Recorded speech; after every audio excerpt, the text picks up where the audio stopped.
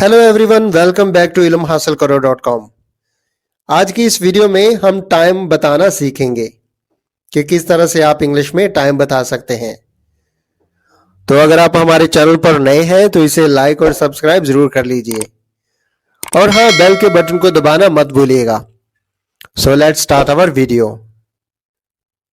जब हम किसी से टाइम पूछते हैं कि क्या टाइम हुआ है तो इंग्लिश में कहते हैं व्हाट टाइम इज इट और व्हाट्स द टाइम।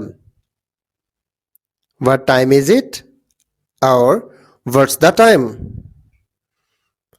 फर्ज करें कि 1:05 हुए हैं। इंग्लिश में कहेंगे It's 1:05। It's 1:05। नेक्स्ट सेंटेंस है 1:15 हुआ है। 1:15 का मतलब है 1:15 हुए हैं। इंग्लिश में 1:15 कहेंगे It's 1:15। It's 1:15। नंबर 3, 1:30 का टाइम हुआ है। It's 1:30। It's 1:30। सेंटेंस नंबर 4, 1:45 हो गए हैं। 1:45 का मतलब है 1:45। इंग्लिश में कहेंगे It's 1:45। It's 1:45। सेंटेंस नंबर 5, 2 बज गए हैं। It's 2 o'clock और 2 PM। यहां याद रखें, अगर रात के 2 बज रहे हैं तो हम उसे AM कहेंगे। अगर दोपहर के 2 बज रहे हैं तो उसे हम PM कहेंगे। It's 2 PM या सिंपली आप कह सकते हैं It's 2 o'clock। सेंटेंस नंबर 6, 2:15 हुए हैं। It's 2:15। It's 2:15। जी हाँ, 2:15 भी आप कह सकते हैं और 2:15 हुए हैं, दोनों तरह से बयान कर सकते हैं। या आप कहेंगे It's 2:15 या आप कहेंगे It's 2:15। It's 2:15। सेंटेंस नंबर 7, 2:30 बजे का टाइम हुआ है। It's 2:30। It's 2:30। नेक्स्ट सेंटेंस, 2 बजने में 5 मिनट बाकी हैं। तो किस तरह से इंग्लिश में हम कहेंगे It's 5 to 2। मतलब 2 बजने में 5 मिनट बाकी है। It's 5 to 2। नेक्स्ट सेंटेंस, दोपहर के 3 बज गए हैं। It's 3 PM। It's 3 PM। Next sentence है 3:15 हुए हैं। It's 3:15। It's 3:15। नेक्स्ट सेंटेंस, 3:25 हुए हैं। इंग्लिश में कहेंगे It's 3:25। It's 3:25। नेक्स्ट सेंटेंस है 3:30 हुए हैं। It's 3:30।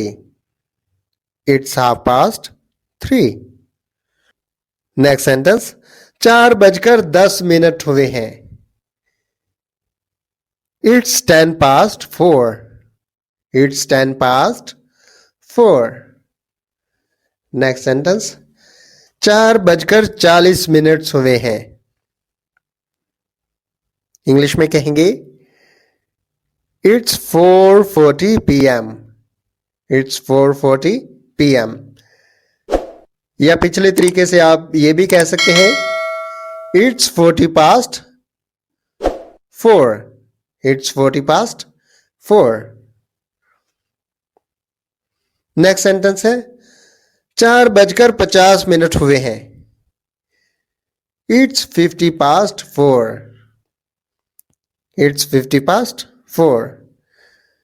यानी किसी भी टाइम को आप दो तरीके से बयान कर सकते हैं। नेक्स्ट सेंटेंस है यहां शाम के 5 बजे हैं। It's 5 p.m. here.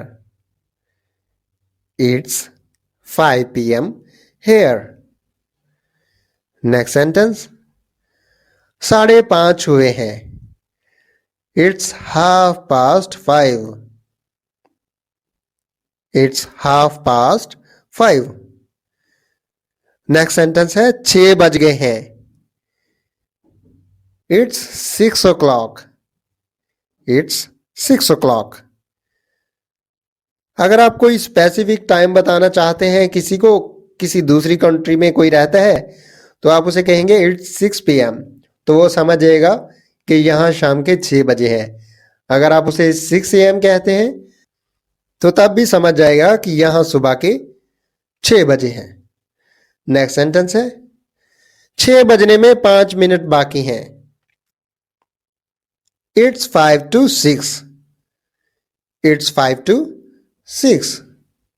Next sentence 7 बज गए हैं। It's 7 o'clock. It's 7 o'clock.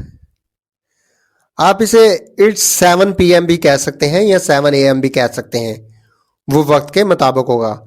अगर शाम का टाइम है तो आप इसे 7 p.m. कहेंगे, और अगर सुबह का टाइम है तो आप इसे 7 a.m. कहेंगे। नेक्स्ट सेंटेंस 7:30 हुए हैं। It's 7:30. It's 7:30. नेक्स्ट सेंटेंस है 8:15 का टाइम हुआ है। It's 8:15. It's 8:15. नेक्स्ट सेंटेंस है हमारे पास 9:10 हुए हैं। It's 10 minutes past 9. It's 10 minutes past 9. Next sentence 8:45 हो गए हैं। It's 9:15. It's 9:15.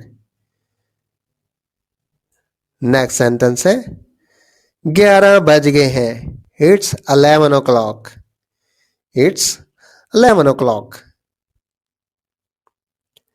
याद रखें, अगर दोपहर के 12 बजे हैं तो आप इसे मिड डे कहेंगे, अगर रात के 12 बजे हैं तो आप इसे मिड नाइट कहेंगे, और दोपहर 12 बजे के बाद रात 11:59 तक आप इसे पीएम बोलेंगे। और इसी तरह से आप रात 12 बजे के बाद से लेकर सुबह 11:59 तक आप इसे एएम बोलेंगे।